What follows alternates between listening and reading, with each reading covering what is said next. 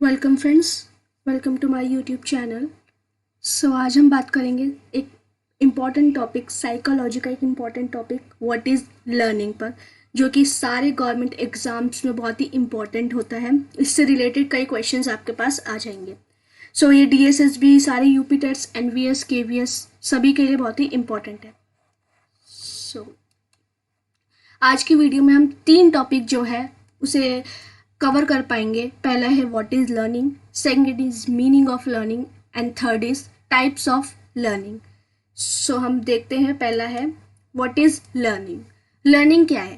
हम बेसिकली ये सीखते आ रहे हैं कि जैसे जैसे हम बड़े होते जा रहे हैं, जो जो चीज़ें हम अपने जीवन में सीखते हैं वो हमारा लर्निंग कहलाता है। हम जो एक सिंपल लैंग्वेज में हम इसे लर्निंग कहते हैं। बट हम जब इसे बात करते हैं साइकोलॉजी में, तो इसके एक प्रॉपर वर्ड्स हमें दे रखे हैं, जो कि ये है: Learning is the process of acquiring new understanding, knowledge, behaviors, skills, values, attitudes and preferences। यानी कि इसमें क्या कर रहा है, लर्निंग जो है हमारा एक ऐसा प्रोसेस है जिसमें हम न्यू अंडरस्टैंडिंग जो है, न्यू नॉलेज जो है वो एक्वायर करते हैं, न्यू स्किल्स एक्वायर करते हैं, values, cultural values, attitudes and preferences जो है हमारा, ये सारे इंक्लूड होते हैं हमारे प्रोसेस ऑफ लर्निंग में। जैसे जैसे हम बढ़ते जा रहे हैं एज वाइज, वैसे वैसे हम चीज़ें सीखते जा रहे हैं और अपने जो भी हमारे एक्सपीरियंसेस जो हम गेन कर रहे हैं, उस एक्सपीरियंसेस से जो भी हमारे बिहेवियर में चेंजेस आ रहे हैं, that is called the process of learning.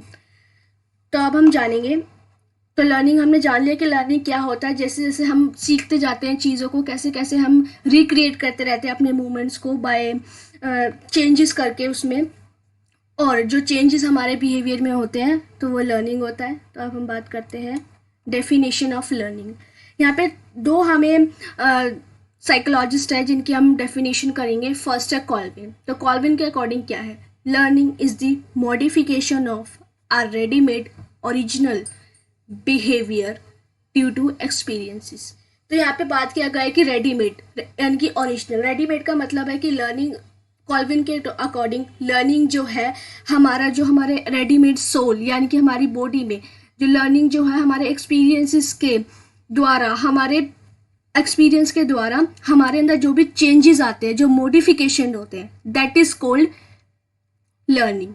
और ये जो चेंजेस किससे आते हैं, ये चेंजेस आते हैं हमारे एक्सपीरियंसेस से। जैसे जैसे हम बढ़ते जाते हैं, हमारे डेली लाइफ एक्सपीरियंसेस बढ़ते जाते हैं, उन एक्सपीरियंस के अकॉर्डिंग हमारे जो बिहेवियर में चेंजेस आते हैं, तो वो हमारा जो मॉडिफिकेशन आते हैं, तो that is called learning, Colvin के अकॉर्डिंग।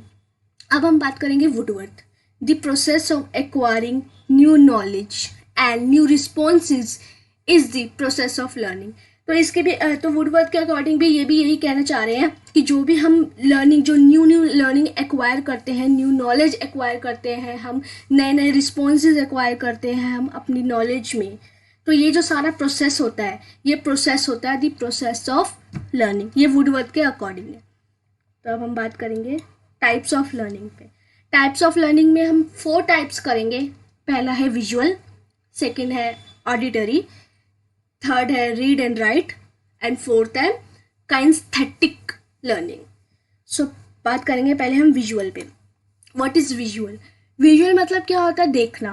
तो हम बात करेंगे हम विजुअल लर्निंग की। विजुअल लर्निंग क्या होता है? विजुअल लर्निंग जो है एक चाइल्ड के डेवलपमेंट में एक बहुत ही इंपॉर्टेंट रोल जो है प्ले करती है। तो इसमें क्या किया है कि हमें किसी बच्चे को कुछ सिखाना है, तो हम उसको ना चार्ट्स, ग्राफ्स और ग्राफिक एलिमेंट से जो चीज़ें उसको हम सिखाएंगे, तो वो जो है उसके माइंड में लॉन्ग लास्टिंग रहेंगे हमेशा। और हमें अपनी छोटे बच्चों की, जैसे प्री प्राइमरी बच्चे होते हैं, उनकी जो हम उन्हें टीचिंग कराते हैं, तो उनकी लर्निंग को इन्हेंस करने के लिए और क्रिएटिव बनाने के लिए इन सारी चीज़ों का हमें यूज़ करना पड़ता है। जिससे क्या होता है, बच्चे जो इंटरेस्ट लेते हैं अपने टॉपिक में और अपने कॉन्सेप्ट को बहुत ही अच्छे तरीके से और बहुत आसानी से जो समझ पाते हैं। तो ये है विजुअल के हम ग्राफिक्स, PPTs को यूज़ करेंगे टॉपिक्स को पढ़ाने के लिए। जैसे पार्ट्स ऑफ प्लांट्स हमें पढ़ाना है, तो हम उसकी PPT बना देंगे कि फर्स्ट स्लाइड पे स्टैम्प दिखा देंगे, रूट दिखा देंगे, नेक्स्ट स्लाइड्स पे। तो इससे जो है बच्चा सीख जाएगा बहुत ही अच्छे तरीके से, इनोवेटिव वे से। तो ये विजुअल का मतलब यही है कि तो हम इसके 3 पॉइंट्स पढ़ लेंगे।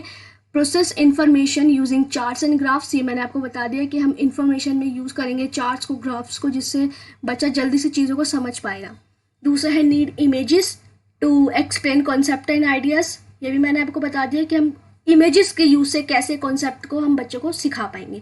थर्ड है prefer graphic elements over words, कि हम ग्राफिक एलिमेंट्स को यूज़ करेंगे वर्ड्स के ऊपर, कि वर्ड्स को इतना यूज़ नहीं करेंगे, हम ग्राफिक एलिमेंट्स को यूज़ करेंगे, जो बच्चा जो है बहुत ही क्रिएटिव वे से समझ पाएगा जल्दी से। तो ये होता है हमारा विजुअल लर्निंग, यानी कि दिखा के कुछ पढ़ाना बच्चों को। ग्राफ्स, मॉडल्स, ये सारे इंक्लूड हो जाएंगे आपके। नेक्स्ट है ऑडिटरी। ऑडिटरी लर्निंग क्या होता है? बच्चे को बोलकर बताना। बच्चा जितना बोलकर सुनेगा उतना उसके दिमाग में लॉन्ग लास्टिंग रहेगा। ऐसे तो इन चारों की अपनी अपनी इंपॉर्टेंस है, तो इसी तरीके से सबके अलग अलग इंपॉर्टेंस मैं आपको बताते रहूँगी। तो ऑडिटरी लर्निंग होता है बोल के बताना। इसका पहला पॉइंट से हमें समझा रहा है कि क्या है। Learn best when information is spoken, यानी कि बेस्ट लर्निंग तब होती है जब इन्फॉर्मेशन जो है बोली जाती है, बोली हुई सुनी हुई हो हमने। जैसे हम किसी बच्चे को 1 2 3 सिखा रहे हैं, हमने उसको कॉपी में लिख दिया और वो कॉपी पेस्ट कर रहा है, तो वो रट्टाफिकेशन हुआ उसका। बट जब हम उसको बोलकर बोला कि इसे बोलो 1 2 3 4 5 6, ऐसे जब उसने सीखा तो उसने क्या किया, एक इनोवेटिव वे सीखा, उसने याद करना सीखा, और वो इंटरेस्टिंग वे से अब वो मतलब रिदम में बोलता जाएगा। जैसे वो रिदम में बोलेगा तो उसका इंटरेस्ट क्रिएट होगा और वो उसी तरीके से दूसरे बच्चे को भी सिखा पाएगा। तो ये फर्स्ट पॉइंट तो अब हमें समझ आ गया। अब second, prefer lectures and discussions, तो डिस्कशंस जैसे भी हम यूज़ करेंगे, किसी XYZ टॉपिक को ले लेंगे और बच्चे को दे देंगे कि इस टॉपिक पे तुम जो बताओ क्या क्या कर सकते हैं। तो इससे क्या होगा, बच्चे की जो स्किल्स है वो डेवलप होगी, इन्हेंस होगी, वो अपने आइडियाज़ दे पाएगा। जैसे जैसे वो अपने आइडियाज़ देगा, हम उसकी जो है लर्निंग इन्हेंस करते जाएंगे, उसको देख पाएंगे कि बच्चा कितना सोच सकता है, कितना क्रिएटिव हो सकता है वो बच्चा। तो यही है, लेक्चर और डिस्कशन जो होते हैं हमें हेल्प करते हैं चाइल्ड के एक लर्निंग को बेस्ट लर्निंग बनाने के लिए और उनकी लर्निंग को इन्हेंस करने के लिए। अब हमारा नेक्स्ट पॉइंट है process information by taking through things. इसमें क्या है कि जैसे हमारे पास एक पेड़ है, तो हम बच्चों को वो पेड़ दिखा रहे हैं कि देखो ऐसा पेड़ होता है, ऐसे स्टेम्प होती है, ऐसे रूट होती है, ऐसे लीव्स और फ्लावर्स होते हैं। तो बच्चे ने क्या किया, एक लाइव एक्सपीरियंस लिया, लाइव एक्सपीरियंस लेके उसने क्या चीज़ों को सीखा, कैसे चीज़ों को किया जाता है, कैसे उसने देखा।